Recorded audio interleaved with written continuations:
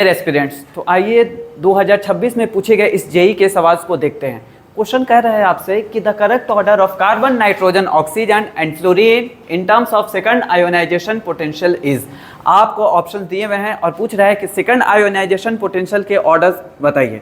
तो आप कभी भी अगर आयोनाइजेशन पोटेंशियल के सवाल को कर रहे हो तो दो बातों को ध्यान में रखना है।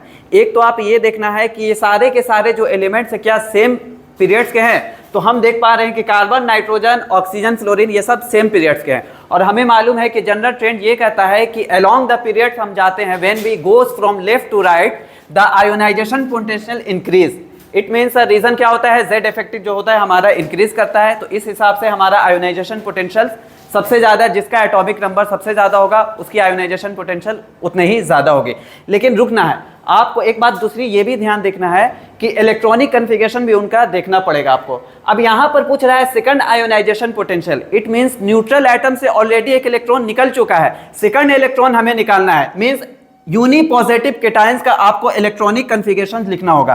Carbon C plus, total carbon के पास 6 इलेक्ट्रॉन्स होते हैं तो सी प्लस के पास टोटल 5 इलेक्ट्रॉन्स हो जाएंगे। तो इलेक्ट्रॉनिक कन्फिगरेशन हम करते हैं तो 1s2 2s2 2p1। नाइट्रोजन के पास 1 इलेक्ट्रॉन एक्स्ट्रा तो p में 2 इलेक्ट्रॉन्स आ जाएंगे। ऑक्सीजन 1 इलेक्ट्रॉन एक्स्ट्रा है तो p में 3 आ जाएंगे और फ्लोरीन के पास 2p4 शो होगा। थोड़ी सी बात आप यहां पर ये जानते हो कि जब भी हम इलेक्ट्रॉनिक कन्फिगरेशन करते हैं तो half field and full field जो होते हैं वो एटम्स को एक्स्ट्रा स्टेबिलिटी प्रोवाइड करते हैं, प्रोवाइड्स एक्स्ट्रा स्टेबिलिटी।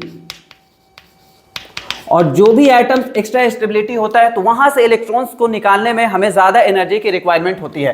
तो ये बात क्लियर हो गया कि ऑक्सीजन जो होगा वो सबसे लास्ट में आएगा। ऑप्शन ए बी में ऑक्सीजन सबसे लास्ट में दे रहा है। बाकी आप जो है नॉर्मल ट्रेंड्स को फॉलो करो। ऑक्सीजन के बाद फ्लोरीन आपका होगा, फ्लोरीन के बाद नाइट्रोजन एंड कार्बन से इलेक्ट्रॉन्स निकालना सबसे आसान होगा। दैट इज ऑप्शन आपका ए जाएगा। Thank you so much.